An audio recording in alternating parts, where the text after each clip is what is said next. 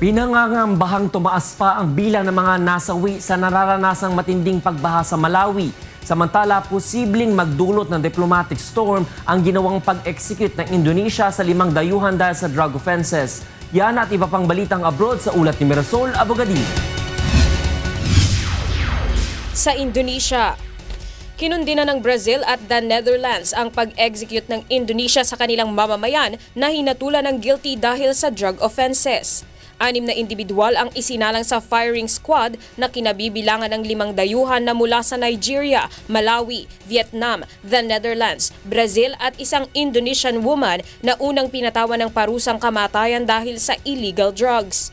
Ang execution ay kauna-unahan sa ilalim ng pamamahala ng bagong presidente ng Indonesia na si Joko Widodo. Pinangangambahang magbubunga ito ng tinatawag na diplomatic storm, lalo na sa mga bansang umapila upang mapababa ang sentensya ng mga mamamayan nilang hinatulan. Ang Indonesia na isa sa mga bansang may strict drug laws ay muling binuhay ang firing squad sa mga nagkakasala tungkol sa droga noong 2013, makalipas ang 4 na taong pagkakansela sa parusa.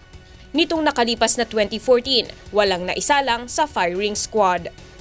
Sa Belgium, patuloy ang isinasagawang manhunt ng mga otoridad sa Europe sa pinaniniwalaang mastermind ng Islamic militant cell sa Belgium. Ito'y sa gitna ng nakataas na terror alert sa buong Europe dahil sa banta ng pang-aatake.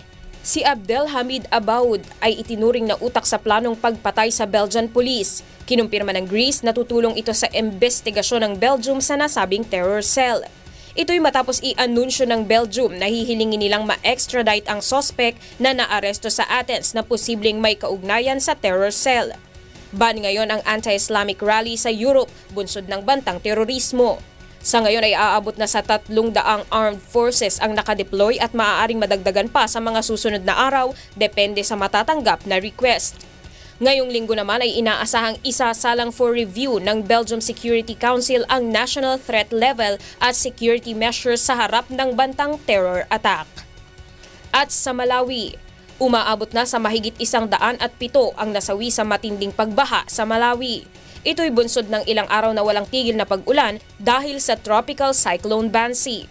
Ayon sa African NGO na Gift of Givers, nasa 200,000 na ang inilikas at nasa 11,000 bahay ang nawasak ng bagyo. Bunsod nito, isinailalim na sa state of emergency ang mga lugar sa Malawi.